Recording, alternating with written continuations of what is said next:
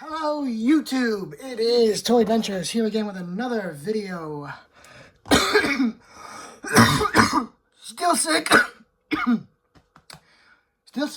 but as promised yesterday, where I did the massive biters review, today we're going to be taking a look at the new Jurassic World Primal Attack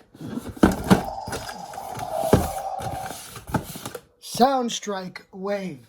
Now, for those of you that don't know, these went on pre-order on Entertainment Earth, and they're coming in and out of stock on that website. So there, I believe, Big Bad Toy Store and Amazon have pre-orders for them, but they're not available, or they're not shipping yet. And you can find these, some people have been finding these in Targets and Walmarts. So these are out in stores now. I'm a little late to the draw, I know. It just took a while for these to come. And yeah, so another thing is on the pre-order on entertainmentearth.com, at least, it showed that the Edmontosaurus came with them. It does not. It's only the Cryolophosaurus, Triceratops, and Pteranodon. So let's go ahead and get started. So when you order them, they come in a nice Mattel shipper that contains the entire wave. First up, we've got the infamous Cryolophosaurus. Then, a somehow more annoying Triceratops, and a Pteranodon. Now, if you guys have been watching my videos, you know I'm not a big fan of Mattel's flyers in general. I think their best one so far is the Tapajara and the Dimorphodon. But other Pteranodons have been just big meh for me. I love the Jurassic Park 3 ones where you can articulate the legs and, make it look like it's perched. You can move the head. This one has no movement in the neck whatsoever, just the jaw moves. So, again, it's nothing surprising to say that this is a disappointment, but that's the only disappointment out of these two. And again, most of the new flyers are disappointments to me. I'm not a big flyer guy. So, it's hard to get all three of these on screen. So we're just going to take a look at the Cryolophosaurus because it's easily the most interesting out of the three. So we're going to use, his box as looking at the packaging for all of them. So, we have the usual beautiful sunset. This really reminds me of Jurassic World Evolutions. Just like the posters for it and the overall aesthetic of the background just reminds me so much of that game. And it's a good game to be reminded of. Only this dinosaur, I don't think, is in it. I don't know. Comment down in the comments if Cryolophosaurus has been added in Jurassic World Evolutions yet or not. But anyway, it's still nice to get a brand new species. This is one of the ones that was announced at, what is it, Comic-Con? Yeah, Comic-Con. And we finally have it now. So taking a look at the packaging, it's the same as the attack packs. You got the sunset, the fencing, Jurassic World, Primal Attack. It shows you a very exaggerated picture of how the mechanism works. It does not turn that much. So yeah, before I go on further, I forgot I need to do some announcements. In the last video yesterday, the massive biters review. For those of you that don't know, I did review the massive biters from the new Primal Attack. Go ahead and check out that video. It's the one right before this one. I said that we were going to be filming on Wednesday. Well, that got pushed back for reasons I can't say yet because it'll give away part of the movie. But just know, I'm waiting for something to arrive in the mail that I need for the movie to make it all the more better. I would rather push the movie back to when I can make it the best than just hurry and rush run out and, have it be meh. So that gets delayed just about like 3 or 4 days. That's at tops. You guys will be getting a movie, so don't even worry about that. Anyway, take a look at the back of the box. Again, showing you a very exaggerated demonstration of the ability. It says thrashing action, Cryolophosaurus, head strike. Basically, you can go absolutely nuts with the tail and just send the head in all kinds of different directions. And another thing, this I don't know why Mattel doesn't do this on every dinosaur, every carnivore they have. No. Just every dinosaur. Every dinosaur that doesn't have a chomping feature needs this.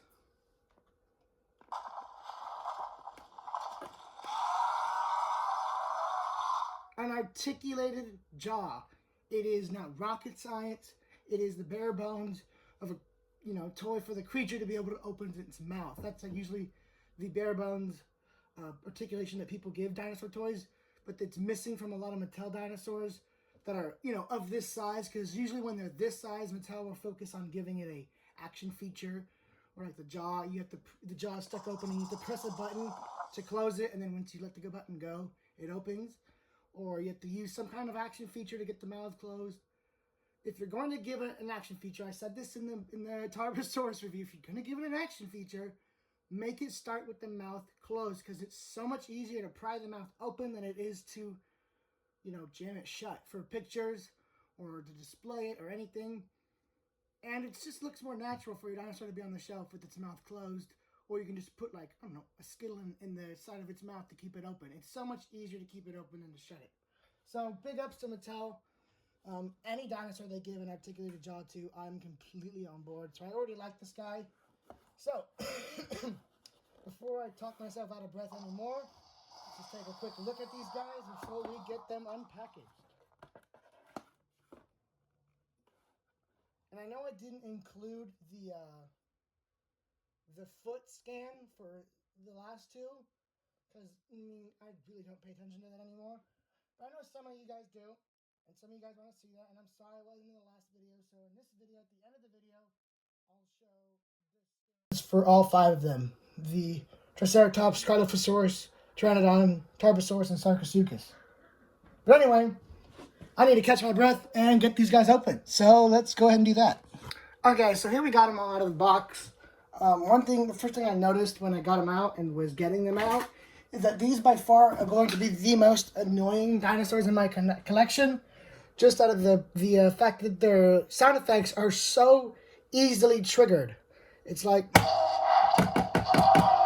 no longer does something have to press a button, you just have to have the tail move down. So like if it falls, or let's say, in my case, or in a lot of other photographers' case, you just toss it in a backpack with a bunch of other dinosaurs, you're going to be hearing this the whole trip there.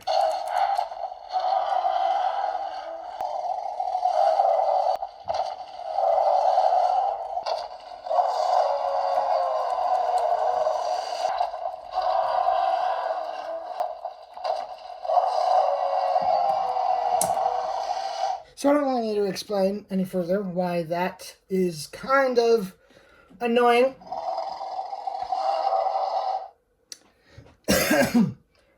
I'm not sure. Ooh, I just picked him up. And he did that. Yeah, same with this one. So I'm not a big fan of the super easily triggered loud noises.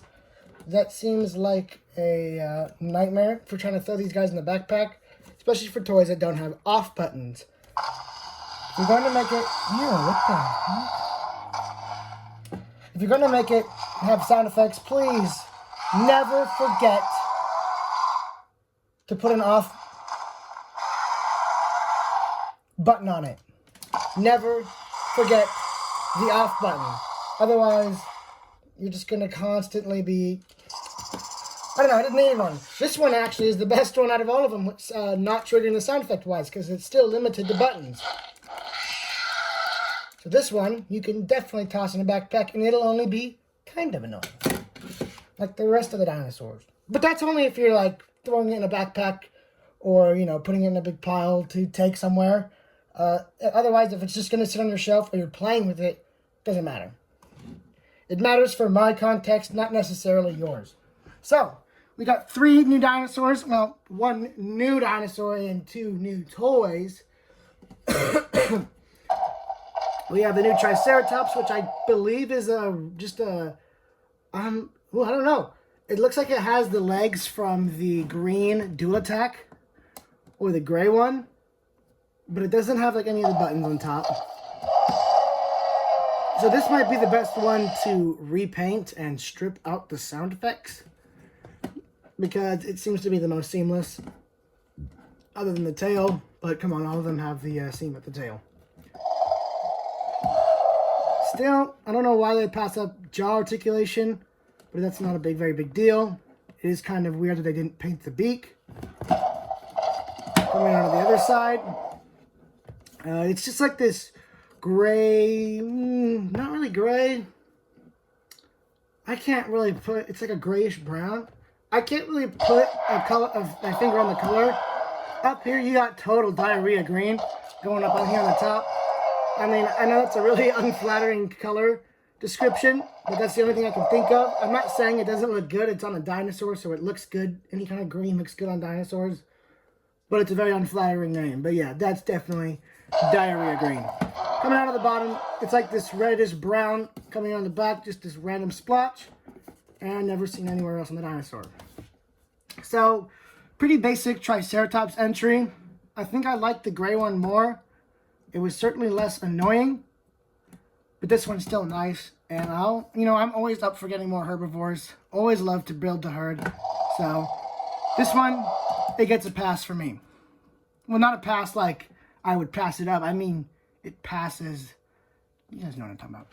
Going on to the Pteranodon, which is a pass in the terms of I could easily pass up buying this. Its color scheme, I actually like this color scheme, but I think it would work really good on a raptor, not on a Pteranodon. Then again, maybe that's my bias against Pteranodons. But you have this nice, it's almost like with the kind of brown that was used on the Triceratops. They're very similar in shade, but they've used it for the whole body here. You have these weird, like, spray painted green tips of the wings over here, and this nice light green and darker green mix right here on the wings. And then you have this weird gray, greenish on the, oh man, I really can't get the light on there. On the snout right there. So, that's pretty much it. There's it from the bottom. Again, no articulated feet, so you cannot pose it like it's perched. That's why that's actually why you've never seen flyers in my videos. Because I can't pose them, I have to hold them. So whenever, maybe the one time I showed one, it has to be flying, and they put the buttons so high up. They put the buttons so high up that I can't really press them without getting my finger on screen. So yeah, these flyers are just a big old pass for me. On to the interesting one. This is the one we've been excited for. The Cryolophosaurus. It's always exciting to get a new species. And it's always exciting to get a new carnivore species. So, I'm really psyched about this. Despite his annoying sound effects, I really like his paint scheme. It's bright, but it's not too unrealistic. I think they should have put a little bit more effort into the crest up here, just because this is probably like a mating signal device. So I feel like it should be colorful. But you don't want to say that to the Mattel, because when you hear the word colorful, you get things like the battle, like the what is it called, Destructosaurus Velociraptor, that is blue and gold. That's chaos effect colors, but I'll forgive it, because it's just a toy, mass-produced toy. It's not a collectible. La da da da da. Anyway, getting on to what I love about this is the jaw. The jaw. Articulated jaws are the best for play, for posing, for photography. You just can't go wrong. And so that's why it boggles my mind why they don't just give all of them the articulated jaw. Well, going on to the other articulation, it is pretty standard for Mattel. Nothing really out of the ordinary. You have the arms, the legs that go in and out and up side to side.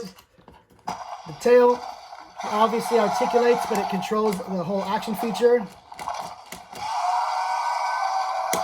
I'm loving the fact that they're allowing the necks to turn now, because this is so much funner for our photography, because I can easily just put a stick right there, and then now I have the neck posed, It's better for posing and, for photography, so it means a lot to me. It's kind of a weird thing. I don't really have the viewpoint of just a common collector. I have it as a dinosaur photographer or a toy photographer.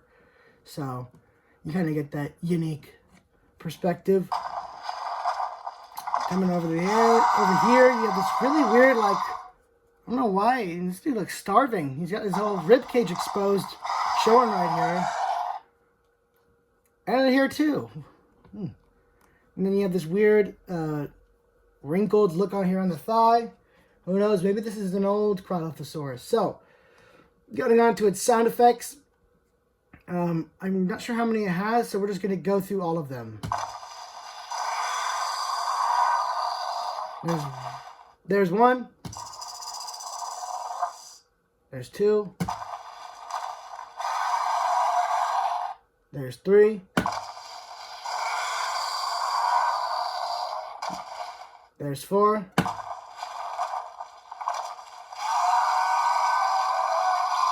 And there's five, I think. There's five. Yeah, I kind of lost count. So, it has 5 sound effects. Pretty nice number. I mean, that's way more than we got with dinosaurs that would have 1 or 2 sound effects. So, I like that. And they're not T-Rex roars. They're completely original. It sounds like, at least, but I'm probably wrong again. So anyway, let's go on to the Triceratops' roars. There's one. That's pretty much been on most of the Triceratops electronic toys from this line.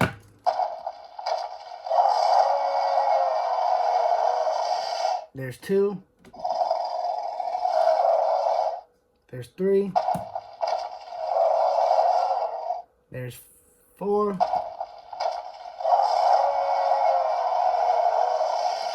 Alright, so it's basically all the same sound effects we've gotten on all the other Triceratopses.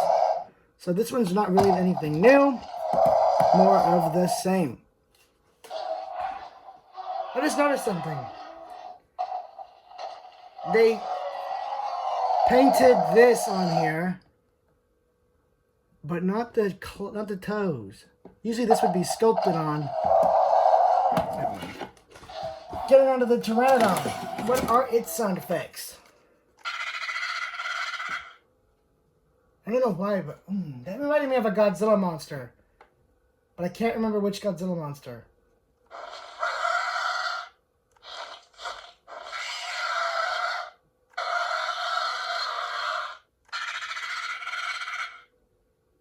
It's almost like a mixture of Kamanga and Ghidorah.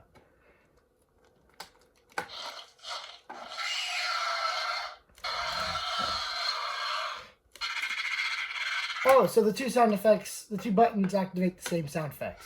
I thought they had 2 different ones. Okay, so that pretty much ends that. So let's go ahead and get on to the final part, which is the scaling. Alright, so I set them up like this because this is going to be the easiest way for me to showcase all of them. So for humans, the funny thing is, I don't know where the Owen is. So that's super epic. But I do have a stand-in. Note, these are taller than Mattel humans. Much taller, in fact. Okay, maybe like half an inch, maybe. This is the Joey Toy SWAT figure that I have customized to be a Jurassic World armed security guard. So we're going to go ahead and just cheat and use him as our human. This is also the same scale that some G.I. Joes and Marauders Task Force are in. Damn, I cannot get him to stand.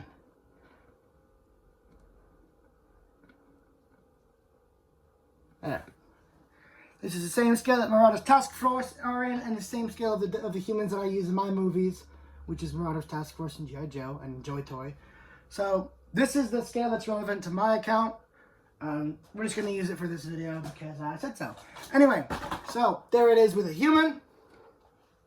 And yeah, you can still see the Triceratops. Here it is with the Suchomimus. Or here they are, my bad. And with the new Carnotaurus. I'm just picking these at random from the dinosaurs that I have left over from the Tarbosaurus review. Still bloody. And Allosaurus. Again, I called it an Allosaurus.